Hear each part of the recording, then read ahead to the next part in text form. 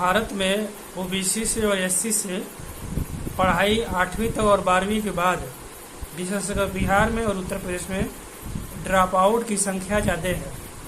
कक्षा 12वीं पढ़ने के बाद अक्सर लड़कियों में ड्रॉप आउट मतलब पढ़ाई छोड़ने का ज़्यादा है कि वो ज़्यादा पढ़ाई जल्दी छोड़ देती हैं। मुख्यतः उनका शादी हो जाता है तो कक्षा 12 के बाद ये संख्या अधिक है। लोग कहते हैं 12 पढ़ ली अब का ब्याह हो जा। लड़कियों का यूपी और बिहार में ड्रॉप आउट संख्या इसलिए है क्योंकि वह ये ओबीसी और एससी एसटी की हम बात कर रहे हैं। अधिकतम वो 12 तक पढ़ती है, उसके बाद शादी हो जाती है, पढ़ाई छोड़ जाती है, वो ग्रेजुएशन नहीं कर पाती है। कम से कम ग्रेजुएट होना चाहिए अगर समाज विकसित होनी हो तो। एक रिसर्च के मुताबिक जब तक आदमी ग्रेजुएट नहीं हो जाता है, जैसे ऑस्ट्रेलिया में, अमेरिका में, तब तक वो देश विकसित नहीं हो सकता, वो समाज विकसित नहीं हो सकता। कक्षा 12वीं के बाद आपने बेसिक शिक्षा तो हासिल कर ली और लेकिन आगे आपने ग्रेजुएशन नहीं किया।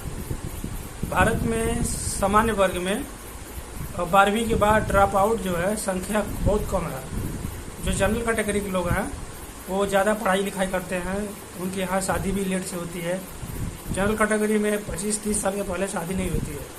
वो लोग ग्रेजुएट होते हैं, पोस्ट ग्रेजुएट होते हैं, अपने अधिकारों को जानते हैं, अपना लक्ष्य तय करते हैं, उस लक्ष्य को प्राप्त करते हैं, फिर वो शादी करते हैं।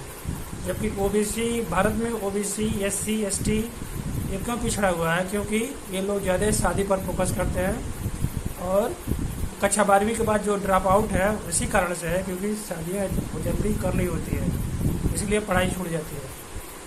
तो जब कहते हैं लोग ये लिखना पढ़ना आ गया ना, लिख पढ़ लेगी बस, कोई गुण सिखा देते हैं जैसे सिलाई कढ़ाई।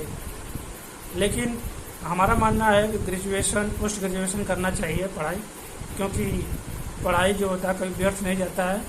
पढ़ाई करने से आदमी की समझ विकसित होती है और जब समझ विकसित होती है तो आसपास चीज़ों को समझने लगता है, कारणों को जानने लगता है। कोई परिघटना होती है, कोई भी नेचुरल फिनोमेना घटित होता है तो उसका कारण क्या है, आसपास की चीज़ों को, इन्वायरमेंट को समझने लगता है, आसपास के क्रियाकलाप को समझने लगता है। एक समाज दूसरे समाज से भिन्न क्यों है ये भी समझने लगता है।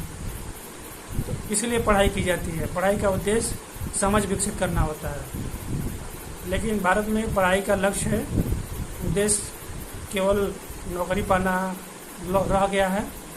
और यदि आपको नौकरी नहीं मिलती है तो लोग कहते हैं का पढ़ल है, नौकरी नहीं मिल रही। हमारे यहाँ पढ़ाई का उद्देश्य केवल नौकरी पाना होता है, आदमी की समझ विकसित करना नहीं होता है। जबकि भारतीय संविधान कहता है कि मनुष्य के मन का विकास करना ही शिक्षा का उद्देश्य होता है।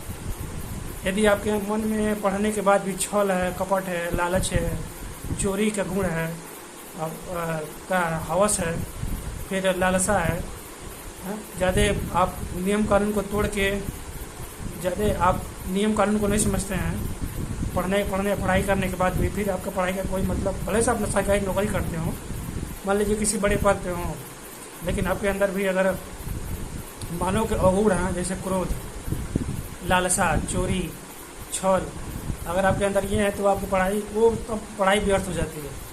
क्योंकि पढ़ाई का उद्देश्य होता है मानव मन को पवित्र करना, मानव मन को गुणों से भर देना, जैसे दया, ईमानदारी, ये जो गुण है ये मनुष्य का प्रेम, दया, ईमानदारी, और ये प्रेम मतलब मानवता, भातृत्व का भावना, बंधुता की भावना, ये प्रेम को कह रहे हैं। तो ये गुण होना चाहिए आपके पढ़ाई के बाद। यदि आपके अंदर पढ़ाई करने के बाद ये नहीं है और आपने नौकरी पा लिया, फिर आप धन तो कमा रहे हैं, लेकिन आपके अंदर जो आप शिक्षा दे रहे हैं बच्चों को, फिर शिक्षा तो मान लीजिए रुपया तो नहीं देते हैं ना, आप अपना गुण ही देते हैं। आप टीचर हैं, आप प्रोफेसर बन रहे हैं, प्राइमरी स्कूल में पढ़ा रहे हैं, इंटर कॉलेज में पढ़ा रहे हैं, टीचर हैं, लेकिन आपका मन का विकास नहीं हुआ। आप तो बच्चों को मन का विकास ही तो करता है ना टीचर।